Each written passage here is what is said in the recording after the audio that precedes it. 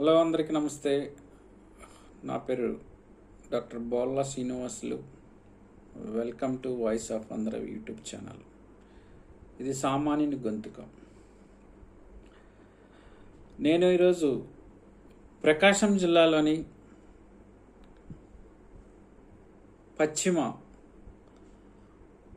వెనుకబడిన యొక్క అసెంబ్లీ నియోజకవర్గం మార్కాపురం నియోజకవర్గం గురించి నాకున్న సమాచారం వరకు నేను సేకరించినటువంటి కొన్ని శాంపిల్స్ని, అక్కడ అసెంబ్లీ అభ్యర్థుల యొక్క బలాలు, బలహీనతలు, నాయకత్వ లక్షణాలు, సామాజిక సమీకరణాలు, గత చరిత్ర గురించి ఒక చిన్న ప్రయత్నం చేయబోతున్నాను. నా ప్రయత్నం మీకు నచ్చినట్లయితే నా యూట్యూబ్ ఛానల్ని లైక్ చేయండి, షేర్ చేయండి మరియు మర్చిపోకుండా సబ్స్క్రైబ్ చేయండి. ప్రకాశం జిల్లాలో వెనుకబడిన నియోజకవర్గము మార్కాపురం అని చెప్పుకోవాలి. వాటర్ రిసోర్స్ తక్కువగా చాలా వెనుకబడిన నియోజకవర్గం. ఎందుకు ఇన్నిసార్లు వెనుకబడిన నియోజకవర్గం అంటున్నానంటే, ఎన్ని గవర్నమెంట్లు మారినా కానీ పశ్చిమ ప్రాంతం యొక్క అభివృద్ధి మాత్రం జరగలేదనేది అందరికీ తెలిసిన వాస్తవం. అయితే నేను ఈరోజు 2024లో పోటీ చేయబోయేటువంటి ఎమ్మెల్యే అభ్యర్థుల యొక్క విశ్లేషణ మీ ముందు ఉంచుతున్నాను. టీడీపీ జనసేన ఉమ్మడి అభ్యర్థిగా దాదాపుగా కందుల నారాయణ రెడ్డి గారి అభ్యర్థిత్వం ఖరారైనట్లే. ఆయన 2009లో ప్రకాశం జిల్లా నుంచి ఏకైక టీడీపీ ఎమ్మెల్యేగా గెలిచి ఉన్నారు. ఆ తర్వాత 2014లో ఓడిపోయారు, 2019లో కూడా ఓడిపోయారు. అయితే ఈయనకున్నటువంటి ఒక అసెట్ ఏంటంటే, నిరంతరము మార్కాపురం యొక్క ప్రజలకు అందుబాటులో ఉంటాడు, మంచివాడు అనేటువంటి ఒక నమ్మకం మార్కాపురం ప్రజలకు ఉంది. అయితే 2024లో టీడీపీ జనసేన ఉమ్మడి అభ్యర్థిగా బరిలో ఉండబోతున్నాడు. మరి ఈయనకు నాయకత్వ లక్షణాలు, అక్కడ ఉన్నటువంటి కుల సమీకరణాలు ఏ విధంగా సహకరిస్తాయి అంటే, 2014లో జనసేన విడిగా పోటీ చేయడం వల్ల నారాయణ రెడ్డి గారి యొక్క ప్రధాన అనుచరుడైనటువంటి ఇమ్మడి కాశీనాథ్ గారు ఒక 5,000 నుంచి 6,000 ఓటు బ్యాంకు టీడీపీ నుంచి చేల్చడం జరిగింది. దానివల్ల కందుల నారాయణ రెడ్డి గారు కొంతమేరకి వెనుకబడ్డారనేది నాకున్న సమాచారం. ఇక వైసీపీ విషయానికి వస్తే, ప్రస్తుత ఎమ్మెల్యే గారు కేపీ కొండారెడ్డి గారు కుమారుడైనటువంటి కుందూరు నాగార్జున రెడ్డి గారు. అనూహ్యంగా నాగార్జున రెడ్డి గారిని గిద్దలూరు ఎమ్మెల్యే అభ్యర్థిగా నిన్ననే ఎమ్మెల్యే అభ్యర్థిగా ప్రకటించడం జరిగిపోయింది ఆల్రెడీ. గిద్దలూరులో ఉన్నటువంటి అన్నా వెంకటరాంబాబు గారిని మార్కాపురం ఎమ్మెల్యే వైసీపీ అభ్యర్థిగా ప్రకటించడం జరిగింది. మరి ఇది ఎందుకు మార్చారు? మార్కాపురం ఎమ్మెల్యేని గిద్దలూరు అభ్యర్థిని మార్కాపురం అభ్యర్థిగా ఎందుకు మార్చారని అంటే, దీని వెనుక బలమైన కారణాలు, వైసీపీ అధిష్టానం ఆలోచించినటువంటి ఒక కొత్త ప్రయత్నం అని చెప్పాలి. అన్నా రాంబాబు గారు గిద్దలూరు ప్రజల్లో బాగా ముద్ర వేసుకున్నటువంటి వ్యక్తి. అలాగే మార్కాపురంలో కేపీ కొండారెడ్డి గారికి ఒక ప్రత్యేకమైన గుర్తింపు ఉంది. ప్రత్యేకమైన గుర్తింపుతో పాటు తన క్యాడర్ కూడా బలంగా ఉందని చెప్పాలి. అయితే ప్రెజెంట్ వైసీపీ ఎమ్మెల్యే అభ్యర్థిగా అన్నా వెంకట రాంబాబు గారిని నియమించడం జరిగింది. వైసీపీ అధిష్టానము అనుసరించిన విషయాలు ఏంటంటే, ఇక్కడ మార్కాపురంలో జంకే వెంకటరెడ్డి గారు, కుందూరు నాగార్జున రెడ్డి గారు కొంతమేర టికెట్ విషయంలో ఎడమకం పెడమకంగా ఉన్నటువంటి గమనించి కుందూరు నాగార్జున రెడ్డి గారిని గిద్దలూరులో ఉన్నటువంటి రాంబాబు గారిని మార్కాపురంకు అభ్యర్థిత్వాన్ని పరిశీలించి ప్రకటించారు.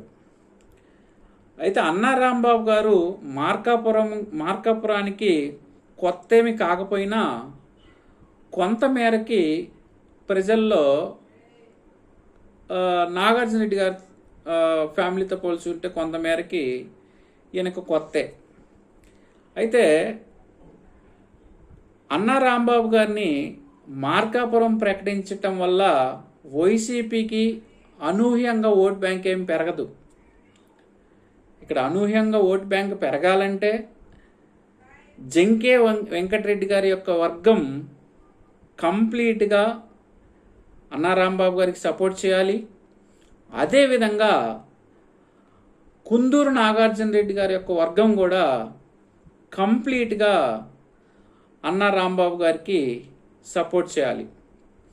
దీంతోపాటు మార్కాపురం మండలం, బేసిక్గా మార్కాపురం టౌన్, అదేవిధంగా పొదిలి టౌన్లో ఆర్యవైశ్య వర్గం ఓటు బ్యాంక్ ఎక్కువ ఉండడం వల్ల అన్నా రాంబాబు గారిని ప్రధానంగా ఇక్కడ వైసీపీ ఎమ్మెల్యే అభ్యర్థిగా ప్రకటించడం అనేది నాకు ఉన్నటువంటి రాజకీయ పరిజ్ఞానంతో మీ ముందు ఉంచుతున్నాను. వైసీపీ క్యాడర్ ఓట్ బ్యాంక్ ఏమాత్రం పెరగనప్పటికీ ఉన్న యొక్క వైసీపీ క్యాడరు పక్కకు పోకుండా కొంతమేరకి వైశ్యుల యొక్క ఓట్ బ్యాంక్ని పదిలంగా ఉంచుకోవడానికి అన్నా రాంబాబు గారిని వైసీపీ ఎమ్మెల్యే అభ్యర్థిగా ప్రకటించారు అనేది స్పష్టంగా కనిపిస్తుంది. స్పష్టంగా కనిపించినప్పటికీ జంకే వెంకటరెడ్డి గారు, కుందూరు నాగార్జున రెడ్డి గారి యొక్క వర్గము కంప్లీట్గా అన్న రాంబాబు గారికి సపోర్ట్ చేయాల్సిందే. చేస్తేనే అన్న రాంబాబు గారు కొంతమేర మెజారిటీతో గెలిచే అవకాశాలు ఎక్కువగానే ఉన్నాయి. మరి అది జరుగుతుందా అంటే ఇంకా కొన్ని రోజులు జరిగితే కానీ దాని మీద మనకు ఒక స్పష్టత రాదు. అయితే మార్కాపురం గురించి ప్రత్యేకంగా చెప్పుకోవాల్సింది ఏంటంటే, రీసెంట్గా యువగలం పాదయాత్ర అయితేనేమి, ప్రత్యేకంగా చంద్రబాబు నాయుడు గారు ఈ పశ్చిమ ప్రాంతానికి చెందినటువంటి 3 అసెంబ్లీ నియోజకవర్గాలకి ఒక కళ నేను నెరవేరుస్తాను, మార్కాపురాన్ని ప్రత్యేక జిల్లాగా ప్రకటిస్తాను, అదేవిధంగా ప్రకాశం జిల్లాలో ఉన్నటువంటి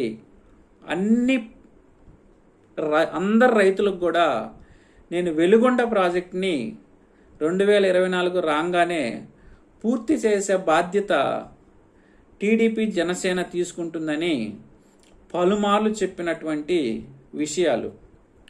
మరి మార్కాపురం ప్రజలు ప్రత్యేకంగా దీన్ని దృష్టిలో పెట్టుకుంటే 2 దఫాలుగా ఓడిపోతున్నటువంటి కందుల నారాయణ రెడ్డి గారిని గెలిపించే అవకాశాలు ఎక్కువగానే ఉన్నాయి. దీంతోపాటు ఇక్కడ జనసేన కూడా 10 నుంచి 15,000 ఓట్ బ్యాంక్ ఉంది. ఈసారి ఈ జనసేన టీడీపీ పొత్తులో భాగంగా ఇది నారాయణ రెడ్డి గారికి కలిసి వచ్చే అవకాశము ఎక్కువగా ఉంది. 2 దఫాలుగా ఓడిపోవటము, ఒక ప్లస్ పాయింట్ అయితే, మృదు స్వభావి గలవాడు అనేది రెండో ప్లస్ పాయింట్ అయితే, మూడోది జనసేన టీడీపీ ఓట్ బ్యాంక్ అనేది ఖచ్చితంగా కానీ కందుల నారాయణ రెడ్డి గారు కానీ తన యొక్క వైపు లాక్కోగలిగితే కొంత మేరకి గెలుపు అవకాశాలు ఉండొచ్చు అనేది నా విశ్లేషణ. ఏదేమైనప్పటికీ అన్నా రాంబాబు గారి వల్ల వైసీపీ క్యాడర్లో ఓట్ బ్యాంక్కి పెరిగే అవకాశాలు ఎక్కువేమి కనిపించవు ఇక్కడ. ఎందుకంటే మార్కాపురము, గిద్దలూరు, ఎర్రగొండపాలెము ఈ 3 నియోజకవర్గాలు కూడా కాంగ్రెస్ కంచుకోట. అంటే అప్పటి కాంగ్రెస్కు ఇప్పుడు వైఎస్ఆర్సీపీకి కంచుకోటగా చెప్పుకోవాలి. 2019లో వీళ్ళు ఎమ్మెల్యేలు కాబట్టి వీళ్ళ మీద కొంతమేర వ్యతిరేకత ఉంది అని స్థానభ్రంశం చేయటం తప్ప మార్కాపురం యొక్క ఎమ్మెల్యే అభ్యర్థిని గిద్దలూరుకు పంపించడం వల్ల కానీ, గిద్దలూరులో ఉన్నటువంటి ఎమ్మెల్యే అభ్యర్థిని మార్కాపురం పంపించడం కానీ పెద్ద వ్యత్యాసం ఏమి రాదు. ఎందుకంటే మార్కాపురంలో ఆర్య వయసులు దాదాపుగా జంకే వెంకటరెడ్డి గారు వెంటనే ఉంటారు. జంకే వెంకటరెడ్డి గారు మంచి వ్యక్తి, ఆర్థికంగా వెనుకబడినప్పటికీ ఆపదలు ఆదుకుంటాడు అనేది అక్కడ ప్రజలు విశ్వసించేటువంటి విశ్వసనీయత. ఈ 2 వర్గాలు, కుందూరు నాగార్జున రెడ్డి గారి వర్గము, జంకే వెంకటరెడ్డి గారి వర్గము కంప్లీట్గా కానీ అన్నే రాంబాబు గారికి కానీ సపోర్ట్ చేస్తే ఈయన గెలిచే అవకాశాలు ఎక్కువ ఉన్నాయి. మరి మార్కాపురం ప్రజలు కొనకనమట్ల మండలం అయితేనేమి, మార్కాపురం మండలం అయితేనేమి, పొదిలి మండలం అయితేనేమి, పొదిలి మండలము కొంతమేరకు టీడీపీకి ఎడ్జుండే అవకాశాలు ఎక్కువగా ఉన్నాయి. ఇక్కడ కూడా కొంతమేరకు శ్రావణ వెంకటేశ్వర గారు అయితేనేమి, నాయుడు వర్గం కొంతమేరకు, తర్వాత నారాయణ స్వామి వర్గం కొంతమేరకు టీడీపీకి ప్లస్ అయ్యే అవకాశాలు ఉన్నాయి. కొనకనమెట్ల మండలంకి వెళ్తే వైసీపీకి కొంతమేరకు ఎడ్జ్ ఉంది అక్కడ. మార్కాపురం టౌను బేసిక్గా వయసులు ఎక్కువగా ఉన్నారు, వయసు సామాజిక సమీకరణాలు ఎక్కువ ఇక్కడ. వాళ్ళు కంప్లీట్గా సపోర్ట్ చేయాలి రాంబాబు గారికి. రాంబాబు గారికి కలిసి వచ్చే ఇంకొక అవకాశం ఏంటంటే, రాంబాబు గారికి మార్కాపురంలో సొంత ఇంజనీరింగ్ కాలేజ్ వల్ల కొంతమేరకు ఆయన చొచ్చుకొని పోగలడు అనేది కొంతమేరకు నాకున్నటువంటి పరిజ్ఞానం. మరి ఇవన్నీ పరిశీలిస్తే అన్నా రాంబాబు గారు గెలవాలంటే జంకే వెంకటరెడ్డి గారి వర్గము, కుందూరు నాగార్జున రెడ్డి గారి వర్గము సంపూర్ణంగా అన్నా రాంబాబు గారికి సపోర్ట్ చేయాలి. కందుల నారాయణ రెడ్డి గారు గెలవాలంటే ఆయన 2 సార్లు ఓడిపోయాడు కాబట్టి ఒక సానుభూతి, అదేవిధంగా నిరంతరము మార్కాపురం ప్రజలకు అందుబాటులో ఉంటాడు అనేది ఒక మాట. మార్కాపురం జిల్లాగా చంద్రబాబు నాయుడు గారు ముఖ్యమంత్రి అవుతుండగానే, చంద్రబాబు నాయుడు పవన్ కళ్యాణ్ గారు ముఖ్యమంత్రి ఉమ్మడి గవర్నమెంట్లో వస్తున్నమ్మటే మార్కాపురంగా జిల్లాగా ప్రకటిస్తాడని ఇవన్నీ గమనిస్తే ప్రస్తుతానికి ఏ పార్టీ గెలుస్తుంది, ఏ పార్టీ ఓడిపోతుంది అనేది ప్రస్తుతం ఉన్న పరిస్థితులు అయితే మనం ఏం చెప్పలేం.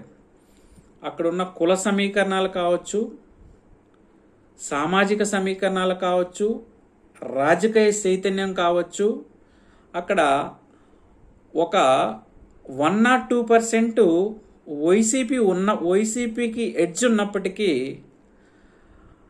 మార్కాపురం ప్రజలు మార్కాపురాన్ని జిల్లాగా చేసుకోవాలని వాళ్ళ ఆలోచనలు ఉంటే ఈసారి కంపల్సరిగా 2024లో జనసేన టీడీపీ అభ్యర్థిత్వానికి సపోర్ట్ చేస్తే కొంతమేరకు చాలా తక్కువ ఎడ్జ్తో కందుల నారాయణ రెడ్డి గారు గెలిచే అవకాశం ఉంది.